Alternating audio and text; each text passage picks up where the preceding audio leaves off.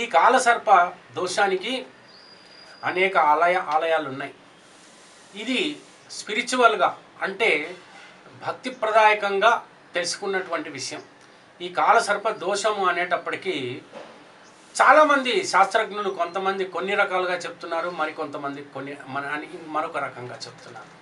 అది ఎలాగనంటే ముఖ్యంగా కాలసర్ప దోషము అనేటప్పటికీ కాలసర్పం ఏమిటి, అది ఎలా పనిచేస్తుంది, దానివల్ల ఏం జరుగుతుంది, ఏమీ జరగదు అని చెప్పి కొంతమంది అంటే కాలసర్ప దోషం వల్ల అనేక అభ్యంతరాలు జీవితంలో ఏర్పడతాయనేటువంటి విషయం బోధపడుతుంది. ఇలా చెప్తున్నారు, అలా చెప్తున్నారు.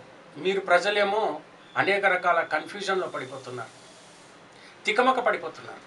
అటువంటి పరిస్థితుల్లో ఒకటి తెలుసుకుందాం, కాలసర్పం అనేటువంటిది ఉందా, ఉంటే అది ఏ రూపంలో ఉంటుంది, అది ఎందుకు ఉంటుంది, అది ఏ రకమైనటువంటి తన యొక్క ఫలితాలను ఇస్తుంది అనే విషయం కనుక మనం తెలుసుకున్నట్టయితే మరి కాలసర్ప దోషమే లేదు అనేటువంటి వాళ్ళకి నేనేం చెప్పలేం. కానీ కాలసర్పము దోషము ఉంది అనేటువంటి వాళ్ళకి నేను చెప్పనక్కర్లేదు, శాస్త్రం చెప్తోంది ఉంది అని.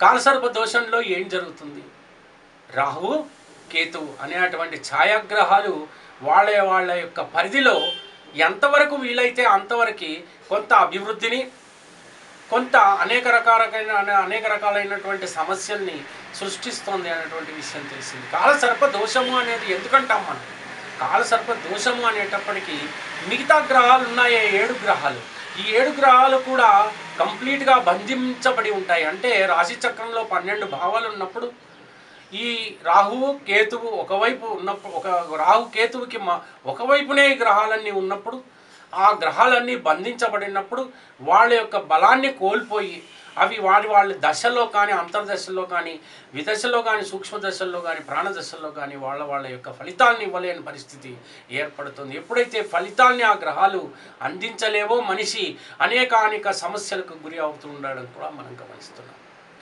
మరి ఏం చేయాలి ఇటువంటి పరిస్థితుల్లో, ఏమిటి ఆధారం? చాలామంది జ్యోతిష్యులు కాలసర్ప దోషాన్ని నమ్మినప్పటికీ కూడా కాలసర్ప దోషం ఉన్నటువంటి వాళ్ళకి వైడూర్యము, గోమేధికం గురించి చెప్తారు.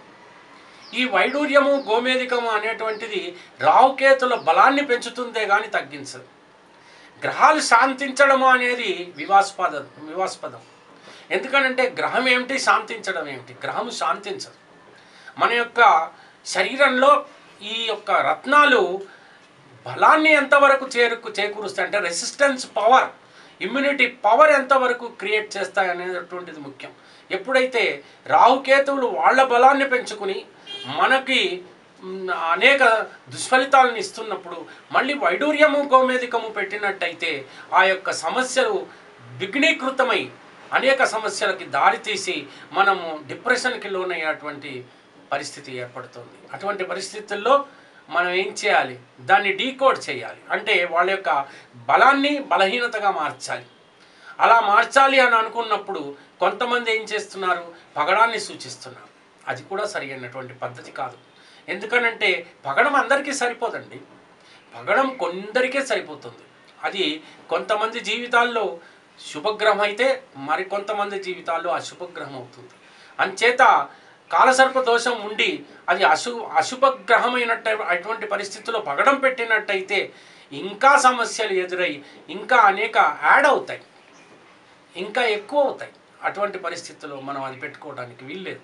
కానీ కుజవత్ కేతు శనివత్ రాహు అన్నారు. అంటే ఇక్కడ ఏంటి, కుజుడి వలె కేతువు, శని వలె రాహు అన్నారు. అక్కడ మనము నీలం కానీ లేకపోతే ఇటు మన పగడం కానీ పెట్టుకోకూడదు కదా.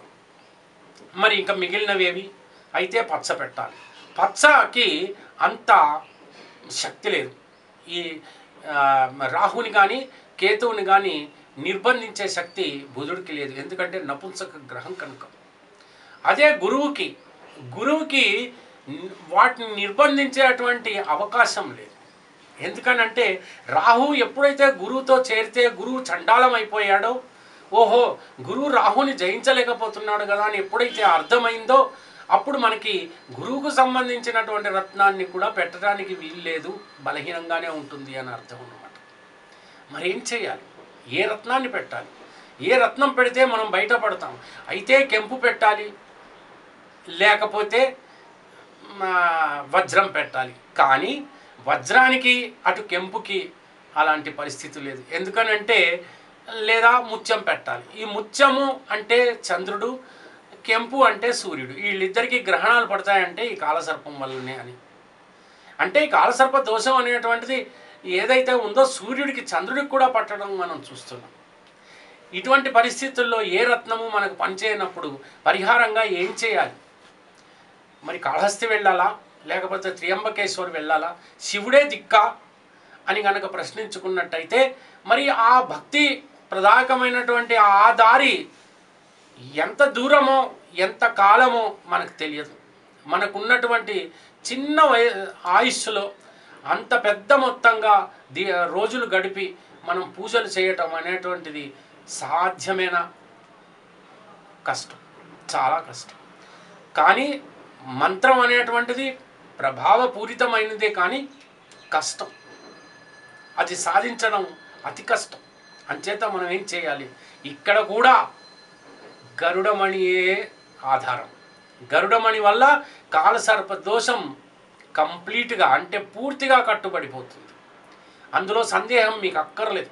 కాలసర్ప దోషం ఉన్నటువంటి వాళ్ళు ఈ యొక్క గరుడమణి మాలను ధరించి చూడండి. 1 సంవత్సరంలోగా మీకు సత్ఫలితాలు ప్రారంభమవుతాయి. మీరు దానికి సరి అయినటువంటి పరిహారంగా అర్థం చేసుకుంటారు. గరుడమణిని వాడి చూస్తే మీకు కాలసర్ప దోషం కూడా ఏమీ చేయలేనటువంటి పరిస్థితి ఏర్పడింది. రాహుకేతువులకి పూర్తిగా నిర్బంధన జరిగింది అని అర్థం చేసుకుంటారు. మరి ఈ యూట్యూబ్ మీకు నచ్చినట్టయితే సబ్స్క్రైబ్ చేయండి. మీకు ఇంకా మున్ముందు చాలా విషయాలు, గోప్యంగా ఉన్నటువంటి విషయాలన్నీ కూడా, అంటే రహస్యంగా ఉన్నటువంటి విషయాలన్నీ కూడా మీకు చెప్పడానికి నాకు అవకాశం ఉంటుంది.